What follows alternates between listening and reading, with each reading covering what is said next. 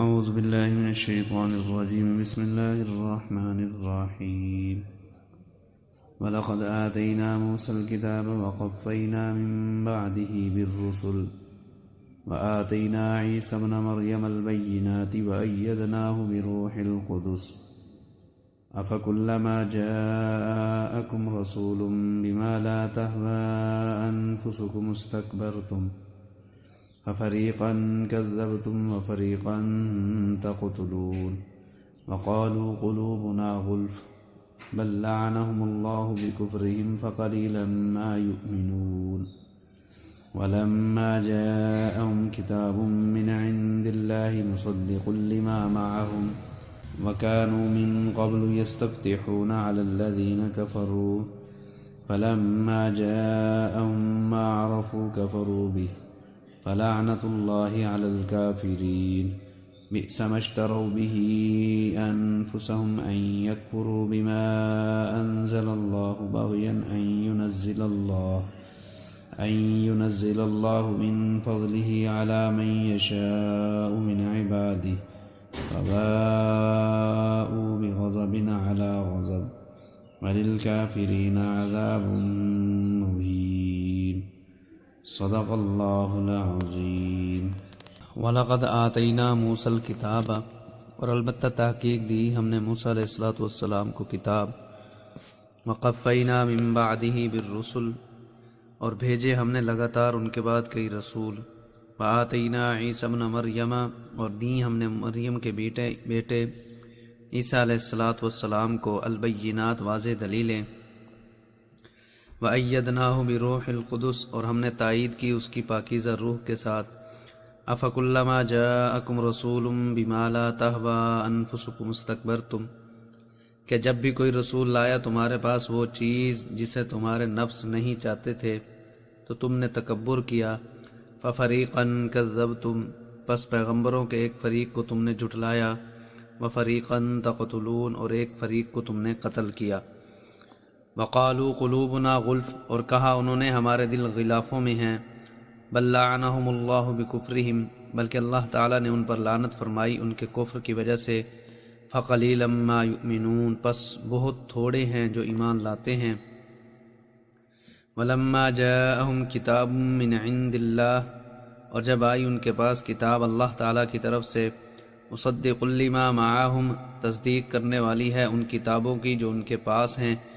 وَكَانُوا مِن قَبْلُ يَسْتَفْتِحُونَ عَلَى الَّذِينَ كَفَرُوا اور اس سے پہلے فتح کے لیے توسل حاصل کرتے تھے ان لوگوں کے خلاف جو کافر ہیں فَلَمَّا جَاءَهُم مَّا عَرَفُوا كَفَرُوا بِهِ پس جب آ گئی ان کے پاس وہ ذات جس کو انہوں نے پہچان لیا تو اس کا انکار کر گئے فَلَعْنَةُ اللَّهِ عَلَى الْكَافِرِينَ پس اللہ تعالیٰ کی لعنت ہے کافروں پر بِئْسَ مَا اشْتَرَوْا بِهِ أَنفُسَهُمْ بری ہے وہ چیز جو انہوں نے خریدی اپنی جانوں کے لیے ان یکفروا یہ کفر کرتے ہیں بما انزل اللہ ان چیزوں کا جو اللہ تعالیٰ نے نازل فرمائی بغیا ان ينزل اللہ من فضلہ علی من یشاء من عبادہ سرکشی کرتے ہوئے یہ کہ نازل کرتا ہے اللہ تعالیٰ اپنا فضل جس پر چاہتا ہے اپنے بندوں میں سے فباءوا بغضب علی غضب پس لوٹے وہ غضب پر غضب لے کر وللکافرین عذاب مہین اور کافروں کے لیے عذاب ہے رسوا کرنے والا اس سے پہلے بنی اسرائیلیوں کے جرائم اور ان کی نافرمانیوں کا ذکر تھا انہوں نے اللہ تعالیٰ کی کتابوں کو جھٹلایا قیامت کا انکار کیا اللہ کے پیغمبروں کو جھٹلایا یہاں تک کہ پیغمبروں کو شہید بھی کیا تو ذہن میں یہ سوال آتا ہے کہ کیا ان کو سمجھایا نہیں گیا ان کی رہنمائی نہیں کی گئی کہ وہ ایسی حرکتیں کرتے رہے تو اللہ تعالیٰ فرماتے ہیں وَلَقَدْ آتَيْنَا مُوسَى الْكِتَابَ وَقَفَّيْنَا مِن بَعْدِهِ بِالرُّسُلِ البتہ تحقیق دی ہم نے موسیٰ علیہ السلام کو کتاب یعنی تورات کا آسمانی کتابوں میں قرآن پاک کے بعد بہت بلند مقام ہے اور بڑی جامع معنی کتاب ہے وَقَفَّيْنَا مِن بَعْدِهِ بِالرُّسُلِ اور بھیجے ہم نے لگاتار ان کے بعد کئی رسول قفا کا لغوی معنی ہے گدی اور پچھلی جانب جہاں سر ختم ہوتا ہے وہاں گدی ہے جب آدمی پیچھے کھڑے ہوں تو پچھلے آدمی کی نگاہ اگلے آدمی کی گدی پر پڑتی ہے، مراد یہ ہے کہ ہم نے موسیٰ علیہ السلام کے پیچھے لگاتار پیغمبر بھیجے، ان کو کتاب بھی دی، اور بنی اسرائیل کے آخری پیغمبر حضرت عیسیٰ علیہ السلام۔ اللہ تعالیٰ فرماتے ہیں وَآتَيْنَا عِيسَىٰ ابْنَ مَرْيَمَ الْبَيِّنَاتِ، اور دی ہم نے مریم علیہ السلام کے بیٹے عیسیٰ علیہ السلام کو واضح دلیلیں۔ عیسیٰ یہ عربی زبان کا لفظ ہے، اور عبرانی زبان میں اس کی اصل ایشو ہے یا یسوع تھا، ایشو یا یسوع، جس کا معنی مبارک اور سردار کے آتے ہیں، اور مریم کا معنی امام بخاری رحمۃ اللہ علیہ عابدہ کرتے ہیں، عبادت کرنے والی۔ حضرت مریم علیہ السلام کو یہ شرف حاصل ہے کہ قرآن پاک میں ان کے سوا کسی عورت کا نام نہیں ہے، نہ پہلی امتوں میں اور نہ اس امت میں سے، اور ان کا نام 30 مرتبہ ہے، گویا کہ اوسطاً فی پارہ ایک دفعہ ان کا نام ہے۔ اللہ تعالیٰ نے حضرت عیسیٰ علیہ السلام کی نسبت ان کی والدہ کی طرف کی اور عیسیٰ بن مریم فرمایا۔ یہ اس بات کی دلیل ہے کہ حضرت عیسیٰ علیہ السلام بغیر باپ کے پیدا ہوئے، گویا یعنی اگر ان کا باپ ہوتا تو اس کی طرف نسبت ہوتی، کیونکہ اللہ تعالیٰ نے ضابطہ بیان فرمایا قرآن پاک میں ادعوہم لآبائہم،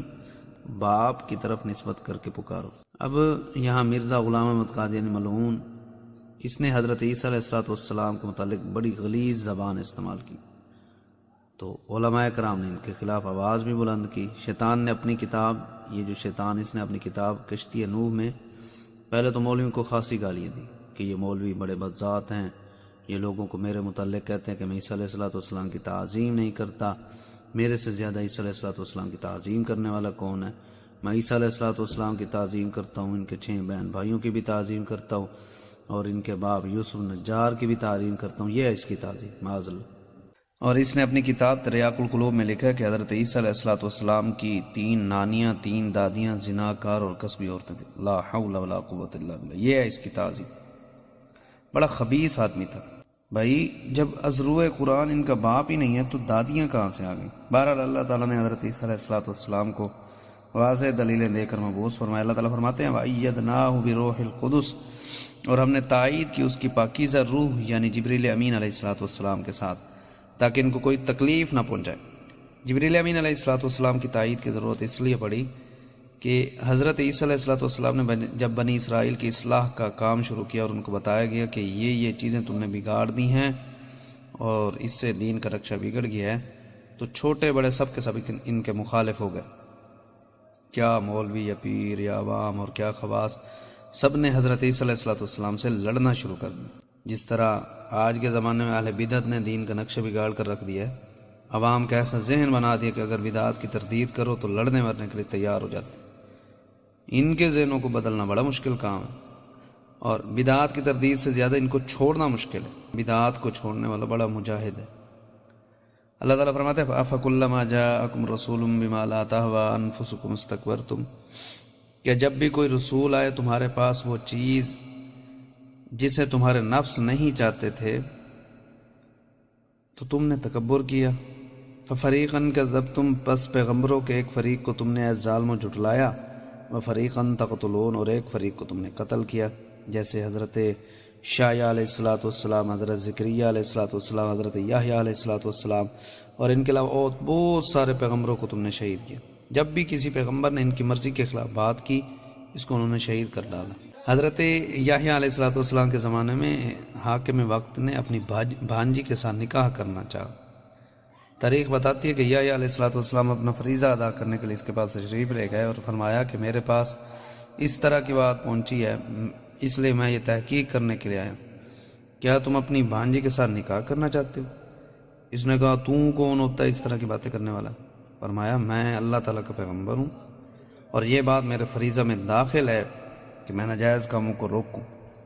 میں تو اپنا فریضہ ادا کرنے کے لیے آیا ہوں، لہذا اگر واقعی کوئی بات ہے تو باز آ جا،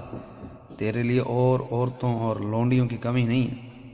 اس نے حضرت یحییٰ علیہ السلام کے اس بیان کو اپنی توہین سمجھا اور انہیں قتل کرا دی، اور جب انہیں حق کی دعوت دی گئی تو وقالوا قلوبنا غلف،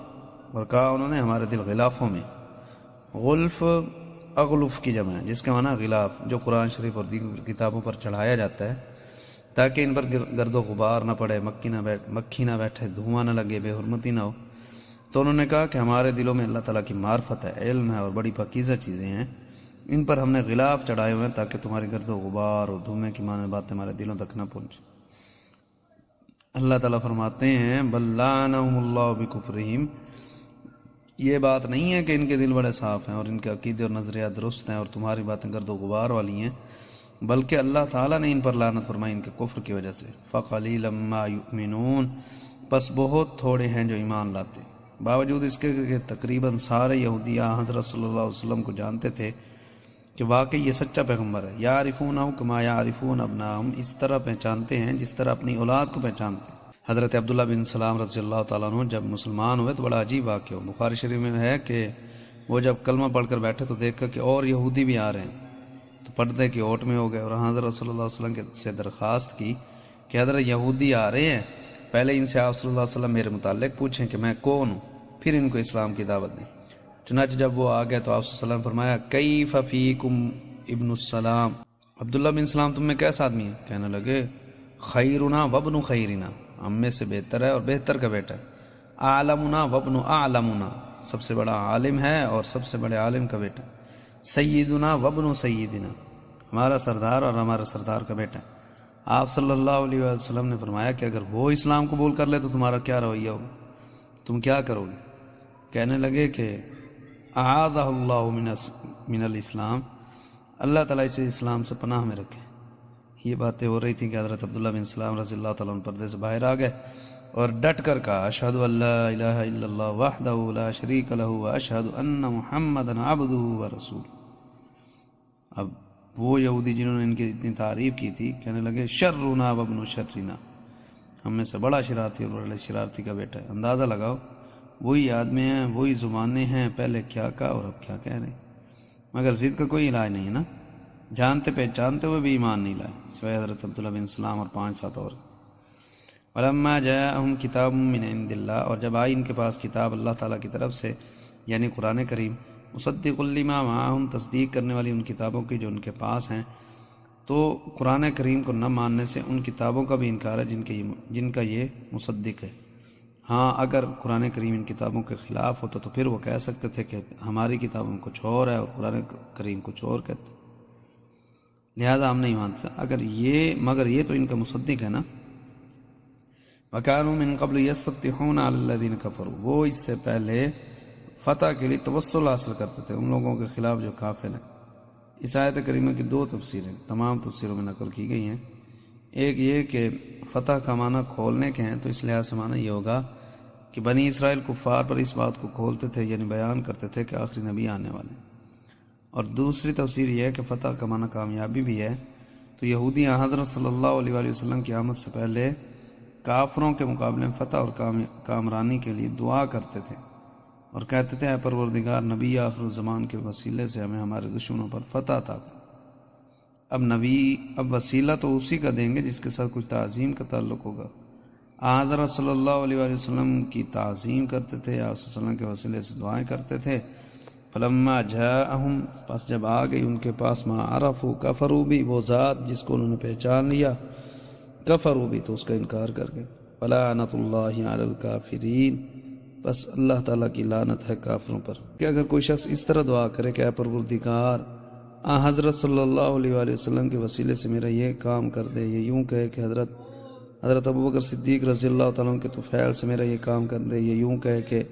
امام ابو حنیفہ رحمۃ اللہ علیہ کی برکت سے میرا یہ کام کر دے، یا یوں کہے کہ شیخ عبد القادر جیلانی رحمۃ اللہ علیہ کی حرمت سے میرا یہ کام کر دے۔ وسیلہ، طفیل، صدقہ، حرمت، جاہ اور حق سب کا ایک ہی معنی ہے۔ اپنی لغت، زبان اور عرف کے اعتبار سے الفاظ مختلف ہیں۔ اگر توسل کرنے والا یہ سمجھتا ہے کہ جس کا میں وسیلہ دے رہا ہوں وہ میرے پاس حاضر و ناظر ہے، عالم الغیب ہے، تمام کاموں میں اس کو تصرف حاصل ہے، وہ میرا کام کر سکتا ہے،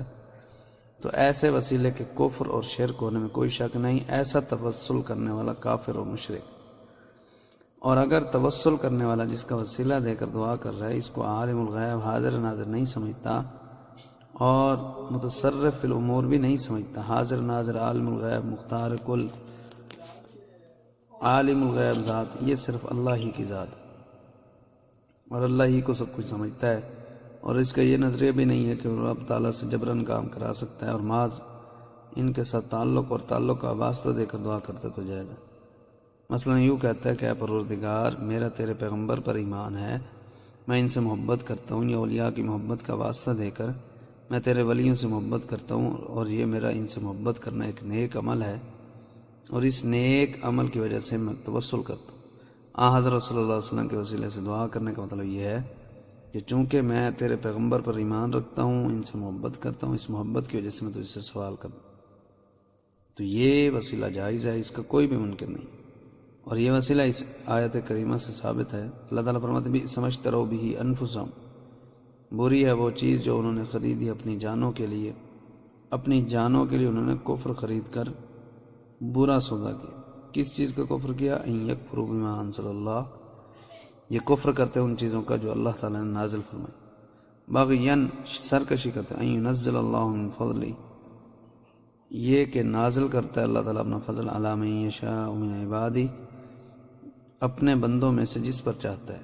اس پر کسی کا زور اور اختیار نہیں چلتا۔ دوسرے مقام پر ارشاد فرمایا واللہ یختص برحمتہ من یشاء،